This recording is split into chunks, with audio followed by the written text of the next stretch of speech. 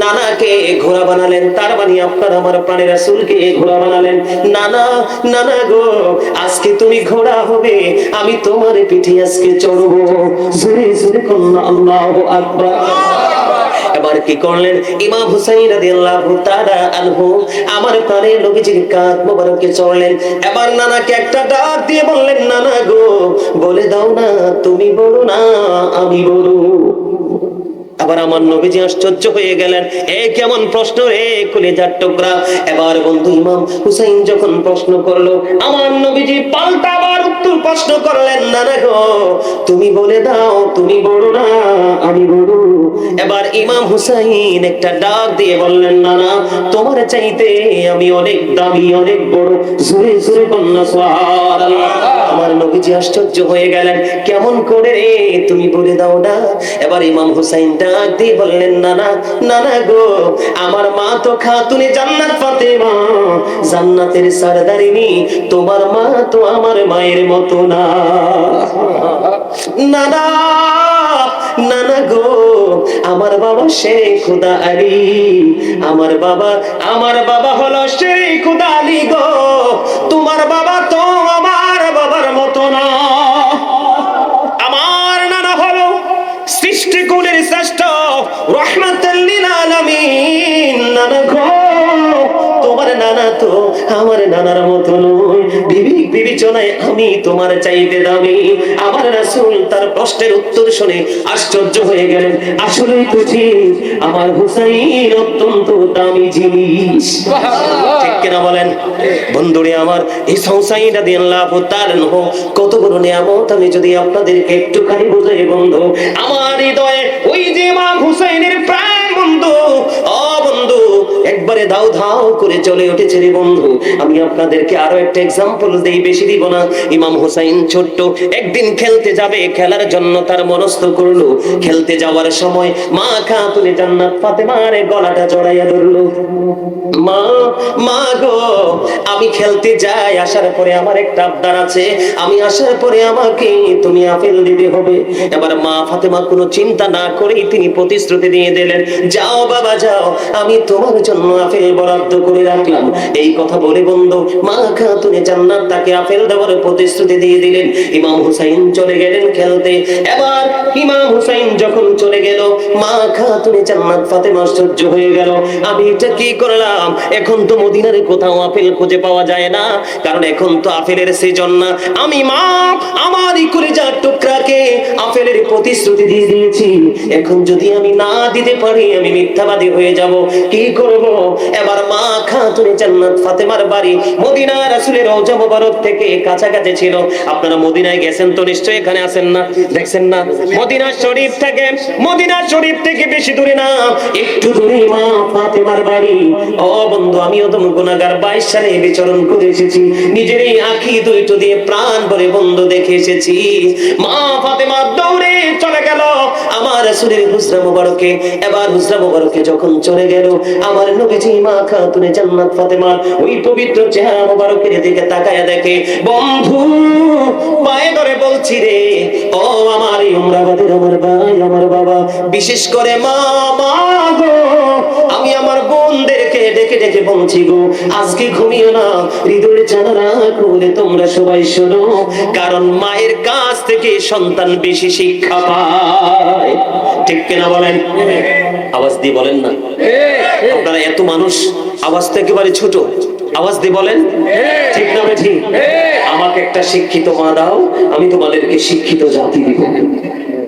মায়ের বিকল্প আর কিছুই নাই, ঠিক না বলেন? আরো জোরে বলেন। এই জন্য হাদিস শরীফ আসছে, paradise of the side under the feet of the mother, মায়ের পায়ের নিচেই সন্তানের জান্নাত।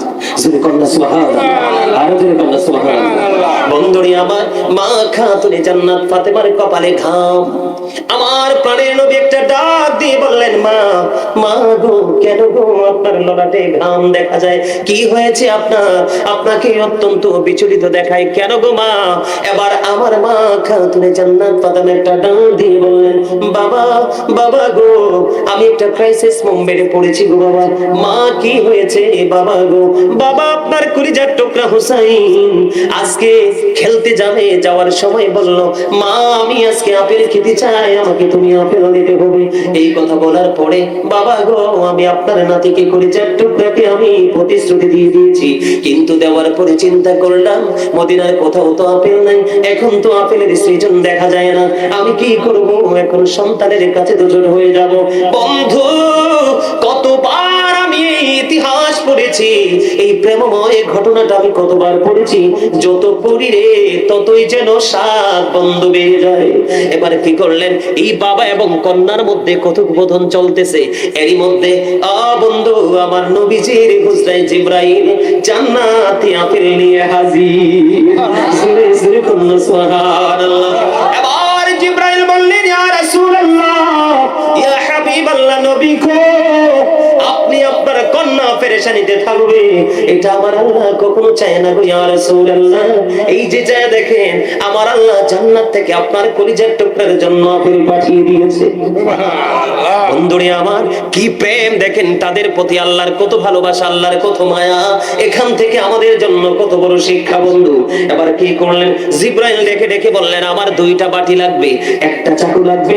এবার কি করলেন, দুইটা বাটি মা আয়েশা সিদ্দিকা রাদিয়াল্লাহু তাআলা আনহার ঘর থেকে মা খাতুনে জান্নাত ফাতেমা দুইটা বাটি আনলেন, একটা চাকু আনলেন। জিবরাইল আলাইহিস সালাম আপেলটাকে অর্ধেক করে দিলেন, অর্ধেক করে একটা ভাগ বন্ধ আমার রাসূলের হাত মোবারকে দিয়ে দিলেন, আর অর্ধাংশ একটা বাটির মধ্যে রেখে আরেকটা বাটি দিয়ে ঢেকে দিলেন।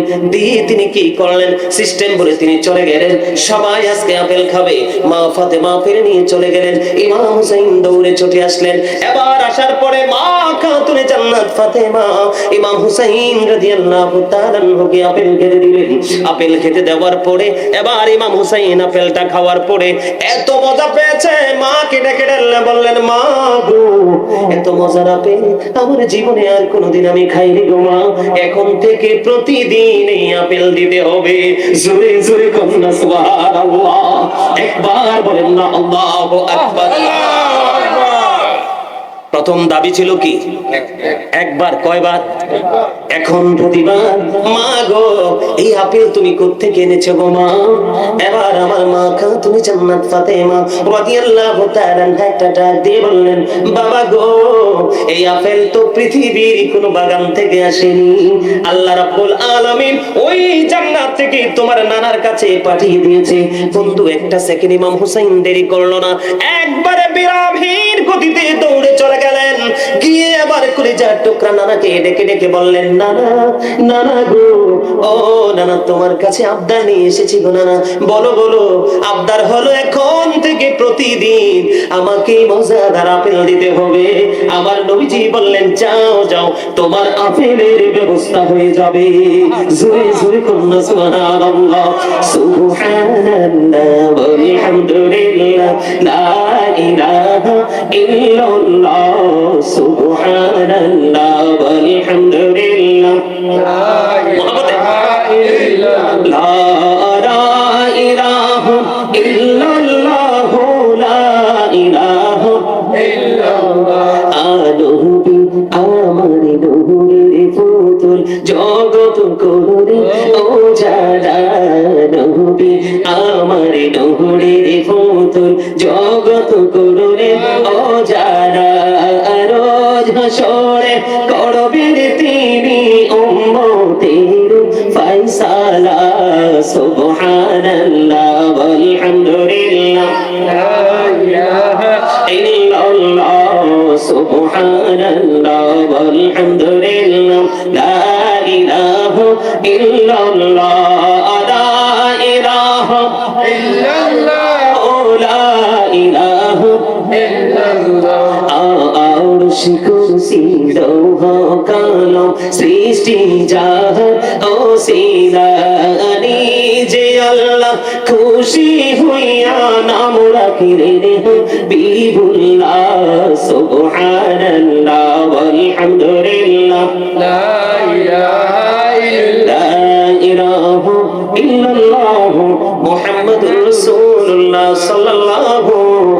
ওয়াসাল্লাম। বন্ধু, এই দিক দিয়ে হুসাইনের আবদার হলো প্রতিদিন নাফিল দিতে হবে, আর ওই দিক দিয়ে আমার নবীজি প্রতিশ্রুতি দিয়েছেন। আর ওই দিক দিয়ে যদি আমরা নজর দিয়ে দেখি রে, ওই অর্ধেকটা আপেলের মধ্যে হলো পুরো রহস্য। জিবরাইল আলাইহিস সালাম বলে গেছেন, ইয়া রাসূলুল্লাহ, ইয়া হাবিবাল্লাহ, নবী গো, প্রতিদিন একবারে আপেলের ঢাকনা সরাবেন, দুইবার নয়, কয়বার? একবার।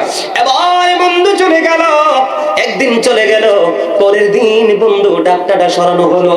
এবার পরের দিন ঢাকনা সরাইয়া দেখে ওই আপেলটা পুরো আস্তা হয়ে আছে। জোরে জোরে কন্যা সুবহানাল্লাহ। জিবরাইল আলাইহিস সালাম আমার নবীকে বলে গেছেন, ইয়া রাসূলুল্লাহ, এইভাবে অর্ধেকটা সবাই মিলে খাবে, আর অর্ধেকটা আবার পুনরায় বাটি দিয়ে ঢেকে রাখবে। বন্ধুরে আমার, ওই অর্ধেকটা কাটার পরে যখন আজকে খেলো, আপেল কিন্তু একটাই, কিন্তু স্বাদ গতকালকেরটার মতো নয়। আজকেরটার স্বাদ বন্ধু ভিন্ন রকম। আজকের দিন চলে গেল, আবার বন্ধু পরের দিন চলে আসলো, আবার একবার ঢাকনাটা সরালো। ঢাকনা সরানোর পরে আবার চাইয়া দেখে আপেলটা আবার পুরো আস্তা হয়ে আছে। জোরে জোরে বলুন না সুবহানাল্লাহ। আবার আপেল অর্ধাংশ কেটে খেলেন, আজকে আবার ভিন্ন স্বাদ। এমনি করে করে বন্ধু 1 মাস নয়, 2 মাস নয়, 1 সপ্তাহ নয়, 2 সপ্তাহ নয়, ও বন্ধু হাদিস শরীফ প্রমাণ করেছে, এমনি করে করে 2 বছর পর্যন্ত এই আপেল যখন ঢাকনা সরাই পুরো আস্তা হয়ে যায়। আগের দিন অর্ধেক, পরের দিন গোটা, প্রতিদিন বন্ধু ভিন্ন ভিন্ন স্বাদ পেয়েছে, প্রতিদিন ভিন্ন ভিন্ন স্বাদ বন্ধু পেয়ে মানুষ খেয়েছে। ও বন্ধু 2 বছর পরে ও বন্ধু অটোই আপেলটা অদৃশ্য হয়ে গেছে। জোরে জোরে কন্যা সুবহানাল্লাহ। এবার যুবক ভাই তোমাদেরকে বলি, এমন হুসাইনকে ভালোবাসার দরকার আছে না নাই? আর জোরে ইয়াজিদের বিন্দু পরিমাণ প্রশংসা করলে তোমরা এটা গ্রহণ করবে? কখনো কখনো গ্রহণ করবে না। এবং তোমাদের যে পরবর্তী প্রজন্ম, সন্তান হোক, ভাই হোক, নাতি হোক, সবাইকে তুমি জীবনের প্রতিদিন একটা সময় অল্প অল্প করে বোঝানো লাগবে। এই জন্য বন্ধু বোঝানো লাগবে। হযরত ইমাম হুসাইনের উপদেশটা হলো কি আমার নবী, ইমাম হুসাইনের মধ্যে ছিল আমার নবীর আদর্শ, ইসলামের রং। আর ইয়াজিদের দিকে আমি ছোট্ট করে একটু বর্ণনা দিতে চাই বন্ধু। ইয়াজিদ এমন একটা নষ্ট চরিত্র ছিল, ক্যারেক্টারলেস ছিল। এই জন্য আমি বারবার বলি বন্ধু, 100% ইয়াজিদ ইজ ক্যারেক্টারলেস। ঠিক কিনা বলেন? আরে আওয়াজ দিয়ে বলেন না। আমরা কি হুসাইনি কাফেলার লোক না? আরো জোরে বলেন। ইয়াজিদ বাহিনী ছিল অসংখ্য, আর হুসাইনি কাফেলাতে ছিল মাত্র 72 জন। তারপরেও কিন্তু পিস্তা হয় নাই। আমি আপনাদেরকে বলি, আল্লাহ রাব্বুল আলামিন পবিত্র কালামে হাকিমে বলে দিয়েছেন, ইন্নাল কাফিরিনা কানু লাকুম আদুওয়াম মুবিনা। আল্লাহ বলেছেন, the heretics are the eternal enemy of the believers. ঈমানদারদের প্রকাশ্য শত্রু হলো বেঈমান কাফেররা। কারা? যেমন ইসরাইল নামক এই সাদা সাদা কুকুরগুলো, গাজার মুসলমান ইরানে কেমন ভাবে হামলা করেছে। আর বন্ধু মুনাফিক মার্কা ইয়াজিদ মার্কা মুসলমান গুলো, ও বন্ধু কথিত আরব কান্ট্রি গুলো ওই ইসরায়েল নামক ইহুদিদেরকে তাদের আকাশ সীমা পার করে ইরানকে হত্যা করার চেষ্টা চালিয়েছে। ঠিক কিনা বলে? আমি এই জন্য আপনাদেরকে বলি বন্ধু, এই ওয়াজের মাঝখান দিয়ে আমি হুসাইনি আদর্শটা একটু আপনাদেরকে বুঝিয়ে দিতে চাই। আগামী এবার আসেন, এই যে কারবালাটা কেন হলো, এই কারবালার ইতিহাস কেন তৈরি হলো, এই কারবালাকে কেন বন্ধু ইমানদার মুমিন মুসলমানরা হৃদয়ে ধারণ করেছে। এখনো পর্যন্ত কারবালার মাঠ যখন আসে রে, আমাদের এই দেশের মুরব্বীরা এখনো পর্যন্ত কাঁদে। কথা বলেন না কেন? মুহররমের 10 তারিখে কি ঘটাইলেন রব্বানা, কলিজা ফাটিয়া যায় গো শরীরে সেই ঘটনা। তোমার সমস্যা কি? তুমি কি আমার কথা শোনো না? শোনো, তোমার এত হাসি আসে কোত্থেকে, কথা বলার তো স্পিড আসে কোত্থেকে?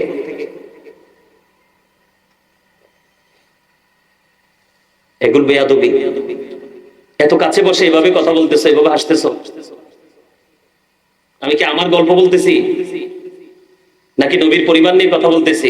এই নবী এবং নবীর পরিবারকে ভালোবাসা ফরজ, তাদের সাথে বিন্দু পরিমাণ বেয়াদবি করা কুফরি। তুমি ডিসাইড করো কোনটা করবে। তোমরা ইয়াং ম্যান, আজকে যদি তুমি জানো, আগামীকালকে তুমি তোমার নেক্সট প্রজন্মকে তুমি জানাতে পারবে। এই এদিকে তাকাও, আল্লাহ রাসূল কি বলেছে জানো? আল্লাহ রাসূল বলেছেন আদিবু আওলাদাকুম আলা সালাতি খিসালিন হুব্বি নাবিকুম ওয়া হুব্বি আহলি বাইতিহি ওয়া আলা কিরাতিল কুরআন। রাসূল বলেছেন বাবা মা শুধু সন্তানকে কাপড় পরাবে, খাবার দিবে, এইটুকু বাবা মার দায়িত্ব নয়, বাড়ি গাড়ি করে দিয়ে যাবে, এটা বাবা মার ক্রেডিট নয় এবং দায়িত্ব নয়। রাসূল বলেছেন তোমরা যারা পিতামাতা হয়েছো তোমরা তোমাদের সন্তানদেরকে তিনটি বিষয় শিক্ষা দাও। একটি হলো হুব্বি নাবিকুম, is the love of the prophet, নবীর ভালোবাসা শিখাও, কারণ এই ভালোবাসা ঈমান এবং ফরজ। এরপরে বলেছেন হুব্বি আহলি বাইতিহি, টিচ ফ্যামিলি লাভ, নবীর পরিবারের ভালোবাসা শিখাও, কারণ নবীর পরিবারের ভালোবাসা শিখাও এই জন্য কারণ নবীর পরিবার আহলে বাইতকে ভালোবাসা এটা ঈমান এবং ফরজ। এরপর আল্লাহ রাসূল বলেছেন ওয়ালা কিরাতিল কুরআন, লাউন তো রিসালাত দা হোলি কুরআন। এরপরে বলেছেন তুমি কোরআন তেলাওয়াত শিখাও। আপনি শুধু তাদেরকে বাড়ি গাড়ি টাকা পয়সা দ্বন্দ্ব দিয়ে যাবেন, এটাই কিন্তু আপনি বাবার দায়িত্ব নয়। এই জন্য আমি প্রায় ওয়াজে বলি every parent should take care their children very carefully. প্রত্যেকটা পিতামাতার উচিত তাদের সন্তানের দায়িত্ব যত্ন সহকারে পালন করা। আর আমরা সন্তান হিসাবে আমি যদি বলি we should Obi our parents, আমাদের প্রত্যেকের উচিত আমাদের পিতামাতাকে মান্য করা, কারণ বাবা মাকে ভালোবাসা ফরজ, তাদেরকে কষ্ট দেওয়া হারাম। আমার কথা বুঝতে পেরেছেন? আমার ওয়াজের ধরন এরকম, আমার সামনে যদি একটা মানুষ বেয়াদবি করে আমি তাকে কন্ট্রোলে আনবো, তারপর আমি ওয়াজ করব, কারণ এটা আমার জন্য না, এটা আপনার জন্য। আমি চাইলেও আগামীকালকে আপনি যদি আমাকে 1 কোটি টাকা দিবেন বলবেন আমি এখানে আসতে পারবো না, কারণ আগামীকালকে আমার শিডিউলটা আরেক জায়গায় দেওয়া। কথা কি বুঝতে পেরেছেন? গাজী সুলাইমান লোকাল জিনিস নয়, হালকা পাতলা জিনিস নয়, এলোমেলো কথা বলে টাইম পাস করার লোক নয়। গাজী সুলাইমানকে যারা কিনেছে তারা চিনেই কিনেছে। আমার কথায় কি কষ্ট পাইছে? কেউ কষ্ট পাইছে? কষ্ট পাইলে আপনার কপাল পুড়বে, কারণ ভালোবাসার অধিকার যেমনি আছে ঠিক শাসন করার অধিকার তেমনি।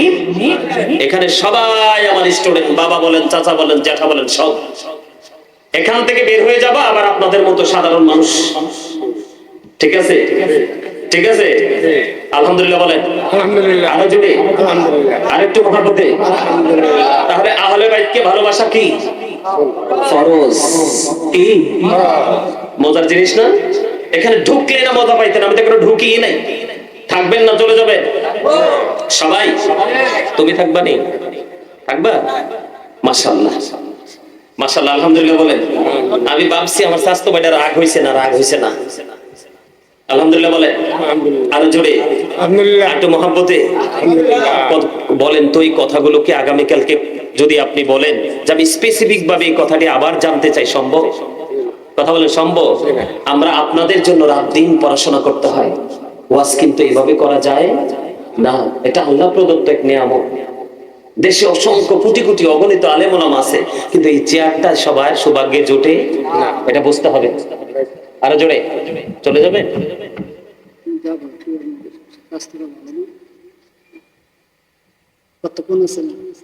একটু আলোচনাটা গোছাই, যদি সম্ভব হয় দোয়াটা করে যান, কারণ প্রতিদিন তো আর হবে না মাহফিল। এটা আপনার কাছে আমার স্পেশাল রিকোয়েস্ট। আলহামদুলিল্লাহ বলেন। আরো জোরে বলেন। আমাদের অতিথি একজন, ওনার নামটা কি? মনির হোসেন ভাই, উনি চলে যেতে চাইছেন। আমি বলছি যে প্রতিদিন তো হয় না, আজকে একটু থাকেন। আমি অল্প সময়ের মধ্যে ওয়াজটা গোছাচ্ছি। শুধু আপনাদেরকে এই আদর্শটা কেন, এই আহলে বাইতকে কেন ভালোবাসতে হবে, তাকে কেন ফলো করতে হবে, এটা আপনি আপনাদেরকে বুঝতে হবে। কারণ এখনকার আমাদের যে তরুণ প্রজন্মকে একদল ইয়াজিদ মার্কা মৌলবী কিন্তু নষ্ট করে দিচ্ছে। এই জন্য আপনাদের জানা দরকার। আচ্ছা, এতক্ষণ পর্যন্ত আমি যে কথাগুলো বলেছি, হাদিস শরীফ গুলো বলেছি, এগুলো ব্রেনে ঢুকাইছেন তো? যুবকদের সর্দার হলো ইমাম হাসান হুসাইন, 2 ভাই।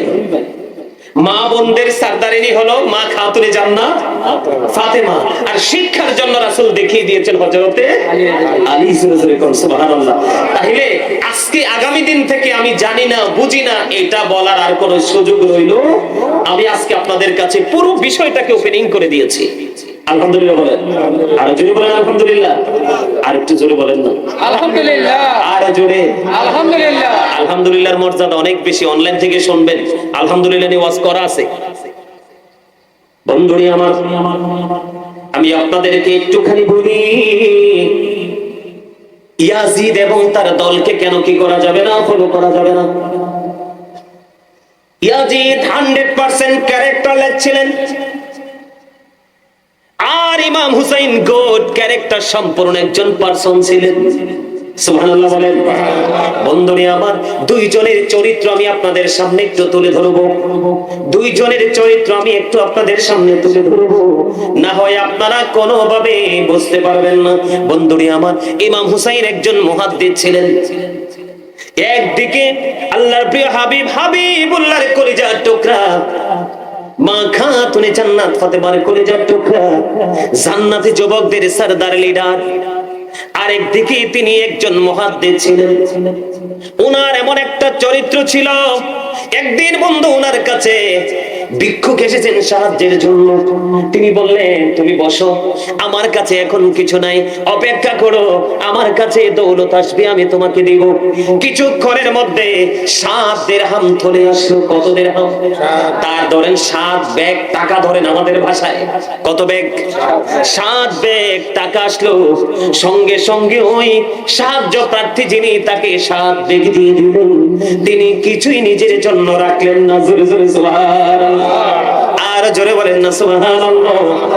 উনি বন্ধু এত বেশি নফল ইবাদত করেছেন, এত বেশি দান সাদাকা করেছেন, নবীর আদর্শ নবীর সুন্নাহকে লালন করেছেন, ধারণ করেছেন, আর নবীর আদর্শের জন্যই তিনি জীবন দিয়েছেন। বন্ধু কিতাব খুলে দেখেছি, উনি কম পক্ষে 25 বার পায়ে হেঁটে তিনি হজ করেছেন। সুবহানাল্লাহ। আপনাদের সামনে আমি মজার জায়গাটা একটুখানি তুলে ধরবো। আমার দিকে বন্ধু গভীর মন দিয়ে শোনেন। ইমাম হুসাইনের চরিত্র বোঝানোর জন্য বলছি। একদিন দুই ভাই সফরে বের হলো। ইমাম হাসান হুসাইন রাদিয়াল্লাহু তাআলা দুই ভাই, হঠাৎ করে তিনি নজর দিয়ে চেয়ে দেখলেন, ঘোড়া থেকে নজর দিয়ে চাইয়া দেখলেন এক বুড়ো দাদু ওযু বানাই, কিন্তু ওযু হয় না। দুই ভাই ঘোড়ার মধ্যে বসে বসে চিন্তা করলেন, ভাইয়া দেখো, ওই বুড়ো দাদু ওযু বানায়, ওযু তো তার হয় না। দুই ভাই মিলে আজকে বুড়ো দাদুকে আমি ওযু শিখিয়ে দিব। সুবহানাল্লাহ বলবেন না? আবার আস্তে আস্তে করে দুই ভাই ওই বুড়ো দাদুর কাছে চলে গেলেন, গিয়ে দাদুকে একটা সালাম দিলেন, কেমন আছেন, বাসার সবাই কেমন আছে, কথোপকথন হলো। সর্বশেষে ওই বুড়ো দাদুকে একটা ডাক দিয়ে বললেন, দাদু বলো না, আমাদের একটা ফয়সালা তুমি আজকে দিবে কিনা? কই কি ফয়সালা বলো? ওই ফয়সালাটা হলো আমরা দুই ভাই মিলে আজকে ওযু করব, তুমি ফয়সালা দিবে কার ওযু বেশি সুন্দর। এবার দুই ভাই মিলে বন্ধু ওযু করে শুরু করে দিল। ওযু করতে করতে করতে করতে ওযু যখন শেষ প্রান্তে চলে আসলো, এবার ওই বুড়ো দাদুকে প্রশ্ন করার আগে দাদু একটা ডাক দিয়ে বললেন, দাদু দাদু গো, কে গো তোমরা? কেন এত মিষ্টি তোমাদের চেহারা? কেমন করে এত সুন্দর ওযু তোমরা করলে? এত ছোট্ট মানুষ, এত মিষ্টি করে কেমন করে তোমরা এই সুন্দর ওযুটা সম্পূর্ণ করেছো?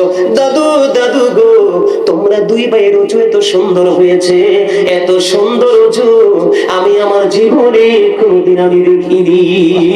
সুরে সুরে কন্যা সুবহানাল্লাহ। দাদু দাদু গো, কে গো তোমরা?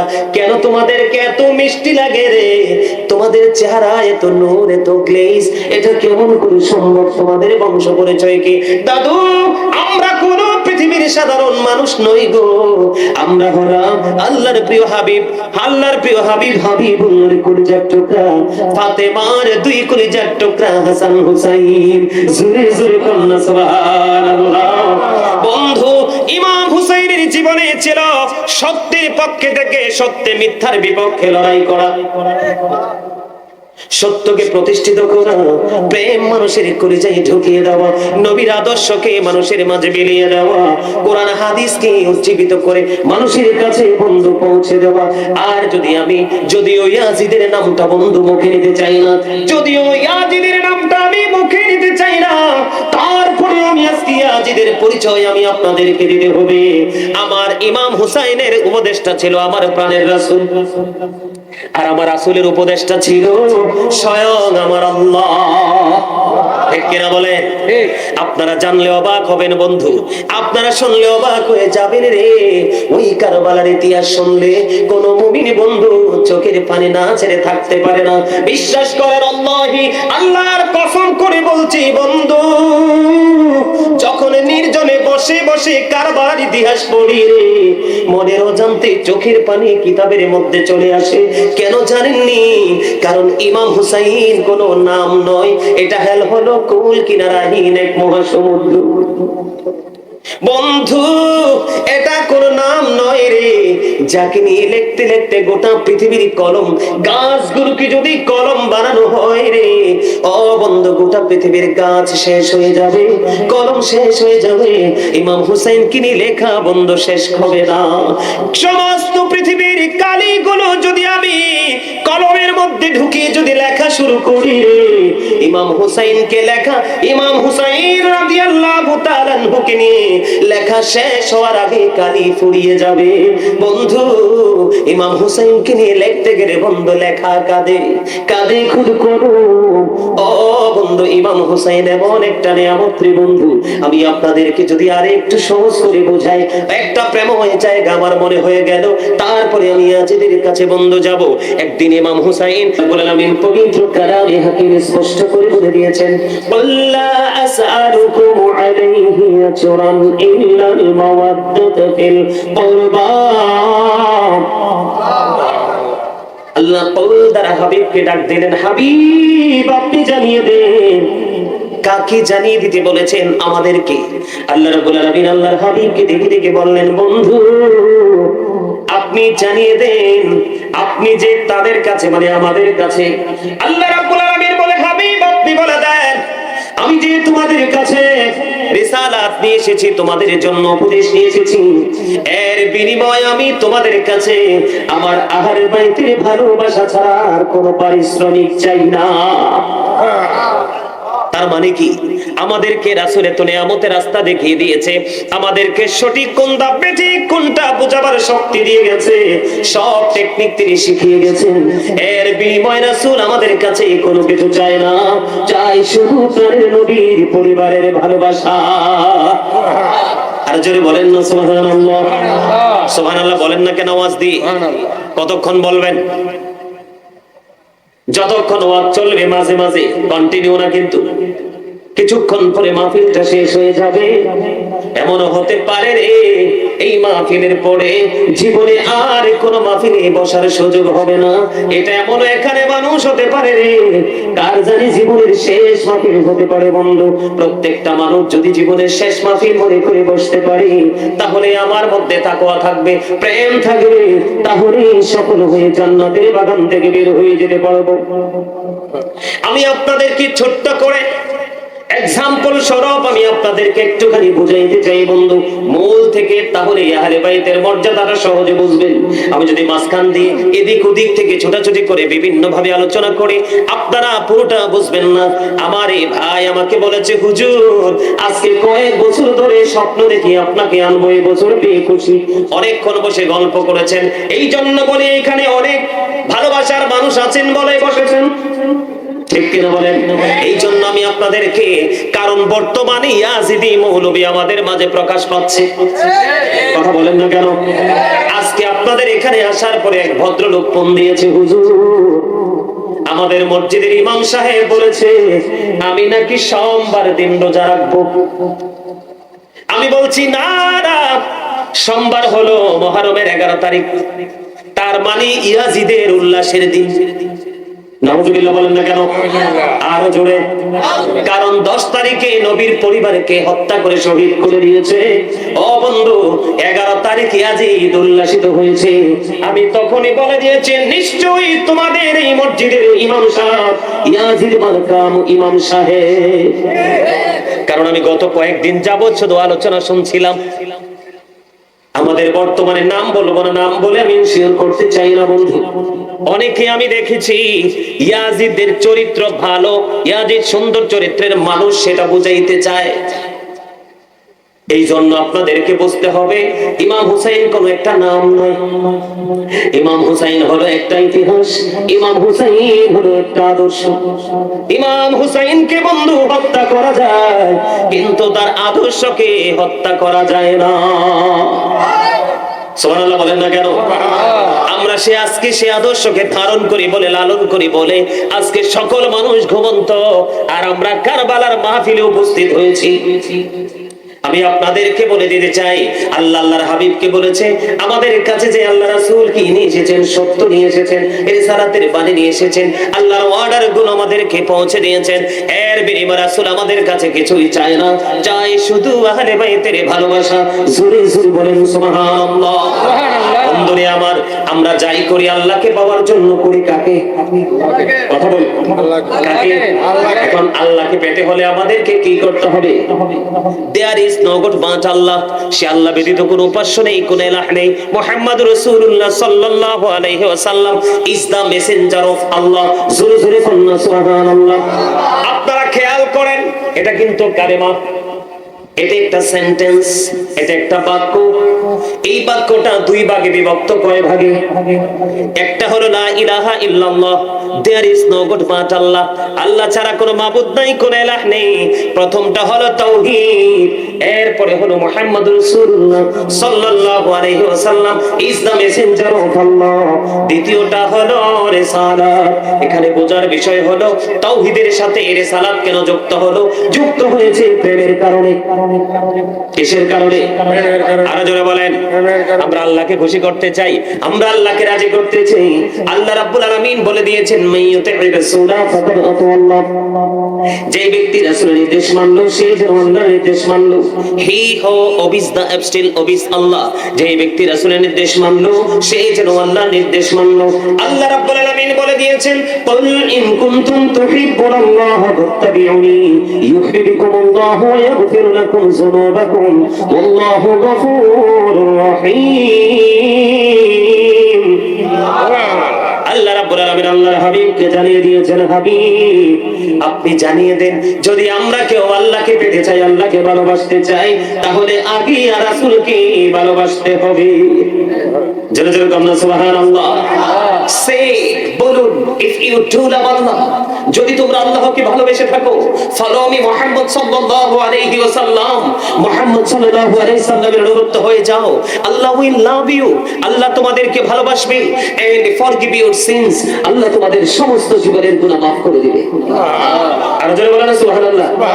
আর জোরে সুবহানাল্লাহ। আল্লাহ the first pillar is the Lord of Allah. Muhammad Rasulullah sallallahu alaihi wasallam is the blessing for the world, rahmatan lil alamin. জোরে জোরে বলেন সুবহানাল্লাহ। একদিকে রব্বুল আলামিন, আরেকদিকে রাহমাতাল লিল আলামিন। আল্লাহ যেখানে সেখানে রাসূলকেও পাওয়া যায়। আল্লাহ কোন জায়গা থেকে আল্লাহর হাবিবকে জুদা করেন নাই। আমি আপনাদেরকে বোঝানোর জন্য বলছি। এখন আমরা কি করব? আল্লাহ রাসূলকে পাইতে হলে, আল্লাহকে পাইতে হলে রাসূলকে ভালোবাসতে হবে, রাসূলের অনুগত করতে হবে, রাসূলের আদেশ মানতে হবে। এখন রাসূলকে খুশি করতে হলে কি করতে হবে? রাসূলের আহলে বাইতকে ভালোবাসতে হবে। সুবহানাল্লাহ। আমি আপনাদেরকে দেখে একটু পড়ি, হাদিস শরীফটা আমার কাছে আছে, ছোট্ট হাদিসের একটা অংশ বিশেষ আমি আপনাদেরকে শোনাই, শুধু এইটুকু বোঝানোর জন্য। সম্মানিত উপস্থিতি, আল্লাহ রাব্বুল আলামিন কি বলে দেখেন। আল্লাহ রাব্বুল আলামিন বলতেছে আহাব্বাল, হাদিস শরীফের মধ্যে এসেছে আহাব্বাল্লাহু মান আহাব্বা হুসাইনা। জোরে জোরে বলেন আল্লাহু আকবার। আর জোরে বলেন সুবহানাল্লাহ। আর জোরে বলেন সুবহানাল্লাহ। যেই ব্যক্তি হুসাইনকে ভালোবাসবেন আল্লাহ তাকে ভালোবাসবেন। আর জোরে সুবহানাল্লাহ। কে বলেছে? হাদিস শরীফের মধ্যে এসেছে, আল্লাহর হাবিব বলেছেন, আল্লাহ রাসূল আরো বলেছেন হুসাইনুম মিন্নি ওয়া আনা মিন হুসাইন। জোরে জোরে বলেন সুবহানাল্লাহ। হুসাইন আমি হতে আর আমি হুসাইন হতে। সুবহানাল্লাহ। তার মানে হুসাইনকে ভালোবাসবেন, যদি আপনি ভালোবাসেন আল্লাহ আপনাকে ভালোবাসবে। এখানে কন্ডিশন আছে না নাই? আর যারা বলেন আছে না নাই? হাদিস শরীফ এটা কি? রাসূলের বাণী। বলেছে কে? রাসূল। এটার মধ্যে বিন্দু পরিমাণ কোনো সন্দেহ থাকলে কিন্তু ঈমান থাকবে না। মুহাম্মদ রাসূলুল্লাহ সাল্লাল্লাহু আলাইহি সাল্লাম এমন একজন প্রফেট, এমন একজন নবী যার কোনো কিছুর মধ্যে বিন্দু পরিমাণ সন্দেহ করলে ঈমান থাকবে না। জোরে জোরে বলেন না সুবহানাল্লাহ। তাহলে ইমাম হুসাইনকে ভালোবাসার দরকার আছে না নাই? আরো জোরে বলেন আছে, আছে না? সম্মানিত উপস্থিতি, ইমাম হাসান হুসাইনকে এই জন্য আপনি ভালোবাসবেন, এই আদর্শটাকে আপনি এই জন্য ধারণ করবেন, এই আদর্শটাকে আপনি এই জন্য লালন করবেন। হাদিস শরীফের মধ্যে এসেছে আল্লাহ রাসূল বলেছেন আল হাসান ওয়াল হুসাইন সাইয়্যিদু শাবাবি আহলিল জান্নাহ। রাসূল বলেছেন ইমাম Hasan and Hussain are the leader of younger people in জান্নাহ। রাসূল বলেছেন ইমাম হাসান হুসাইন জান্নাতে ইমানদার যুবকদের যুবকদের লিডার সরদার হবে। জোরে জোরে সুবহানাল্লাহ। তাহলে আজকে যারা ইয়াং মেন যারা আজকের এই শহাদায়ে কারবালার স্মরণে মাহফিলের আয়োজন করেছে, আপনারা বলেন তারা কি হ্যাপি কিনা? আরো জোরে বলেন, তারা হ্যাপি না? কারণ এর চেয়ে চমৎকার আর কোন গুড নিউজ হতে পারে না। কারণ ইহুদি নাসারারা পর্যন্ত বলেছেন হি ওয়াজ ভেরি ট্রুথফুল, আপনার আমার প্রাণের নবী ছিলেন শ্রেষ্ঠ সত্যবাদী। এই আপনারা কি আমার কথা শুনতেছেন? স্টপ ইউর মাউথ এভরিবডি, সকলের জবানকে বন্ধ রাখতে হবে। First condition. সেকেন্ড কন্ডিশন হলো you listening my lecture very attentively, আমার কথা সবাইকে মন দিয়ে শুনতে হবে। থার্ড কন্ডিশন, আপনি যদি বলেন আই সে ডোন্ট অ্যাকসেপ্টেবল, আমি বলবো I say go to your seat out of sight, আপনি তো বাসায় চলে যান, আপনার মতো মুসল্লি আমার প্রয়োজন নেই। কারণ আমার রাসূল বলেছে যেখানে মুসল্লিরা অন্য মানুষকে হবে সেখানে তুমি আলোচনা করো না, তুমি স্টপ হয়ে যাও, জাস্ট সাইলেন্ট হয়ে যাও। কারণ এটা তামাশার জায়গা না, কথাগুলো আমার না, আল্লাহ এবং আল্লাহর হাবিবের। তোকে ফার্স্ট টাইম থেকে দেখতে পাচ্ছি দেদারসে কথা বলতেছে, এটা বেয়াদবি ছাড়া আর কিছুই নয়। কথা বলেন ঠিক না ঠিক? এটা কি বেয়াদবি নয়? আমি তো কোরআন হাদিসের কথা বলছি, আমার বানানো কথা না। আজকে আমরা উদাসীনতার মধ্যে আছি দেখেই আমাদের চারপাশ প্রতিকূলে। কথা বলেন না কেন? ঠিক না ঠিক? আরো জোরে। আল্লাহ রাসূল কি বলেছেন? জান্নাতে যুবকদের সরদার হবে ইমাম হাসান হুসাইন, দুই ভাই। Imam Hassan and Hussein are the leader of younger people in Jannah. ইমাম হাসান হুসাইন জান্নাতে ইয়াং মেন যারা আছে তাদের লিডার হবে, নেতা হবে। জোরে কোন সুবহানাল্লাহ। বন্ধুরে আমার, এখানেই শুধু ক্ষান্ত নয় রে, আমার রাসূল বন্ধু আর জানিয়ে দিয়েছেন, আরো বলে দিয়েছেন, ও উমরাবাদের মানুষ, হৃদয়ে জানালা করে তোমরা সবাই শোনো, আমি আমার মা বোনদেরকেও ডেকে ডেকে বলবো। শুধু আজকে যুবকদের জন্য মেসেজ নিয়ে এসেছি, আমি প্রত্যেকটা স্টেপ প্রত্যেকটা শ্রেণীর মানুষের জন্য মেসেজ নিয়ে এসেছি। নবী এবং নবীর পরিবার কত বড় নিয়ামত বোঝাবার জন্য। বন্ধুরে আমার, যুবকদের ফয়সালা হয়ে গেল, ইয়াং মেনদের জান্নাতের লিডার আমরা খুঁজে পেয়ে গেলাম। এবার আসেন, ইমাম হাসান হুসাইনের মায়ের নাম কি জানেননি? মা খাতুনে জান্নাত ফাতেমা। আমার রাসূল বলে দিয়েছেন ফাতেমাতুস সাইয়্যিদাতুন নিসাই আহলিল জান্নাহ। আমার রাসূল বলেছেন mother Fatema is the leader of females in জান্নাত। আমার রাসূল জানিয়ে দিয়েছেন, ও উমরাবাদের আমার মা, আমার বোনেরা, আমি আজকে যুবক ভাইদেরকে বলবো মোবাইলে রেকর্ড করে নিয়ে যাও, বাড়ি গিয়ে তুমি তোমার মা এবং চাচি জেঠি দাদি নানি যারা আছে তাদেরকে একটু মেসেজটুকু জানিয়ে দিবে। গাজী সুলাইমান কাদরী সাহেব আজকে বলে গেছে ফাতেমাতুস সাইয়্যিদাতুন নিসাই আহলিল জান্নাহ। রাসূল বলে দিয়েছেন mother Fatema is the leader of females in জান্নাত। মা খাতুনে জান্নাত ফাতেমা সমস্ত মুমিনাদের জান্নাতের লিডারিনী হবে, সরদারিনী। তাহলে আমরা কি সেভ হয়ে গেলাম কিনা? কথা বলেন, আমরা সেভ হয়ে গেলাম কিনা? ইয়াং যুবক তরুণ প্রজন্ম সেভ হয়ে গেল যদি সে হুসাইনি কাফেলার অন্তর্ভুক্ত হতে পারে। মা বোনেরা, দাদি নানি চাচি জেঠি নারী সদস্য যারা আছে, তারা যদি মা খাতুনে জান্নাত ফাতেমাকে ফলো করতে পারে তাহলে তারাও সেভ হয়ে গেল। ঠিক কিনা বলেন? এবার বন্ধু, তৃণমূল পর্যায়ের একবারে হাই কোয়ালিটি থেকে লো কোয়ালিটি পর্যন্ত, একবারে ফার্স্ট থেকে লাস্ট পর্যন্ত এক শ্রেণীর কত শ্রেণীর মানুষ আছে তারা এখনো পর্যন্ত এলোমেলো ভাবে দৌড়াদৌড়ি ছোটাছুটি করছে। তাদের জন্য বড় মেসেজ হলো আরেকটা বন্ধু, আমার রাসূল বলে দিয়েছেন আনা মাদিনাতুল ইলম ওয়া লিউন বাবুহা। আমার রাসূল বলেছেন I am a city of education, the gate of that city is Ali. আমার রাসূল বলে দিয়েছেন আমি হলাম শিক্ষার শহর, আর সেই শহরের দরজা হলো হযরতে আলী। সুরে সুরে কোন সুবহানাল্লাহ। তার মানে হলো কি, ব্যাপারটা কেমন হয়ে গেল আমি এখনো জানি না, আমি এখনো বুঝি না, এখনো আমি শিখতে পারি না, এই কথা বলে পার পেয়ে যাবে না। আপনি আলীর দিকে গেলে আপনি সকল মেসেজ পেয়ে যাবেন।